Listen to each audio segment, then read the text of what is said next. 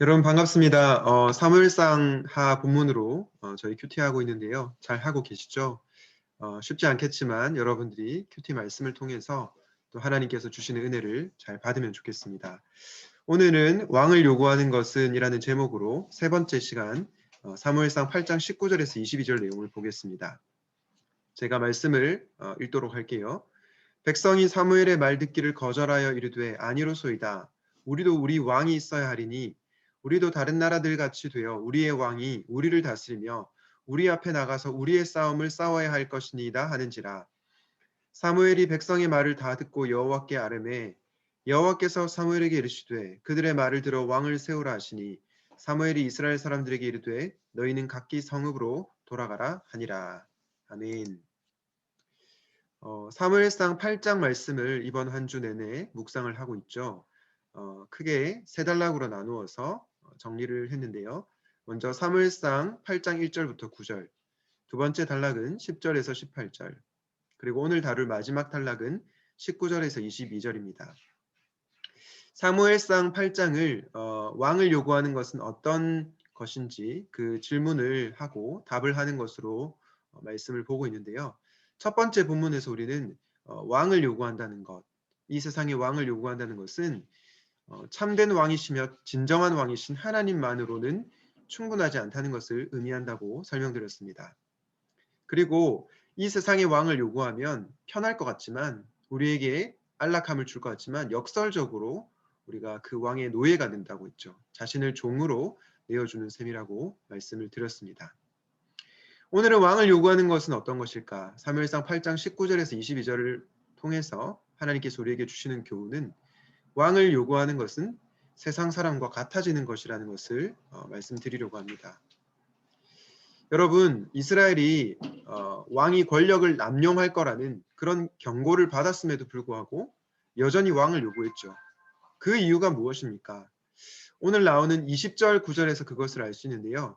20절 9절에 보면 이런 표현이 나옵니다. 우리도 다른 나라들 같이 되어. 네, 뭐라고 되어 있죠? 우리도 다른 나라들 같이 되고 싶어서 왕을 요구했다라고 얘기하고 있습니다. 이처럼 우리가 왕을 요구하는 이유는 다른 나라들, 즉 세상 사람과 같아지고 싶은 그런 유혹에 빠지기 때문입니다. 여러분, 이것을 현대적으로 적용해 보면 어떨까요? 우리가 세상 사람들처럼 되고 싶은 것들은 어떤 것이 있을까요? 사실 세상 사람들이라고 했지만 믿는 사람 역시 동일하게 이러한 유혹에 빠질 때가 있습니다. 내 친구는 정말 좋은 명품 백을 들고 다니는데 내가 들고 다니는 백은 뭔가 초라한 것 같아요.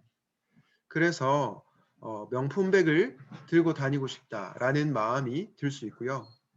또 어떤 사람들이 이렇게 생각할 수 있습니다. 내 또래 친구들은 정말 멋진 차를 몰고 다니는데 나는 너무나 부족한 것 같죠.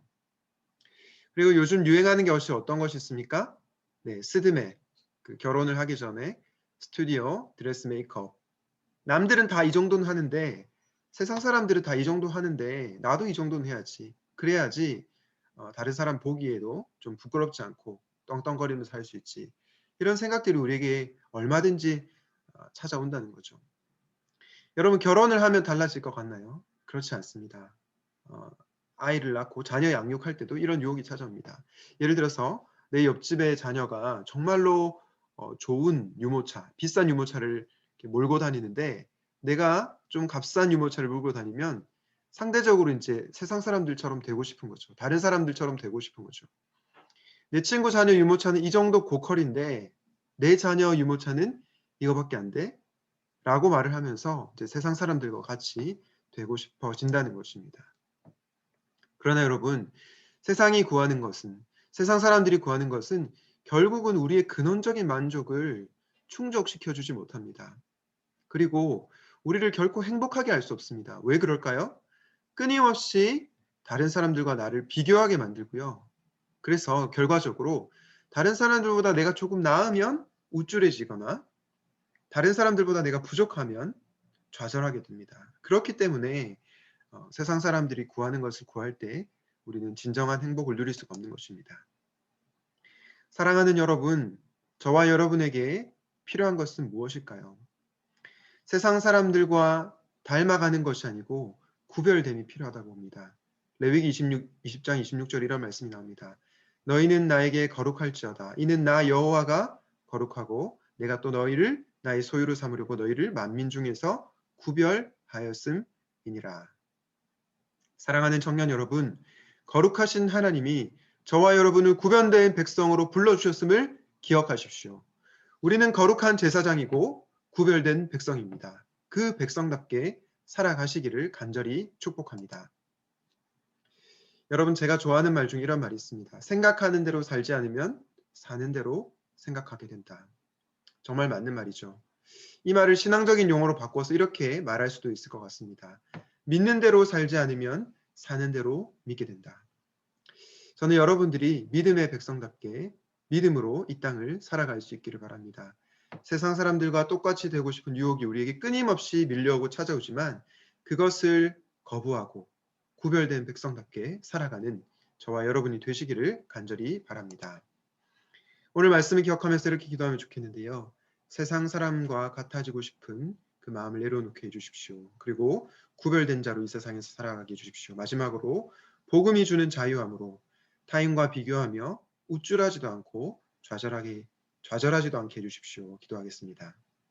하나님, 우리가 이 세상을 살아가면서 정말로 세상 사람들과 같이 되고 싶은 그런 유혹이 찾아올 때가 너무나도 많이 있습니다.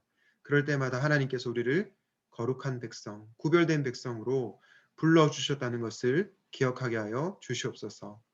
하나님, 복음이 주는 자유함으로 말미암아 다른 사람들과 비교하며 살아가지 않게 하시고 다른 사람들보다 형편이 좀 낫다고 해서 우쭐해지지도 않고 또 다른 사람들보다 상대적으로 좀 부족하다고 해서 좌절하지도 않는 진정한 자유인으로 살아가게 하여 주시옵소서.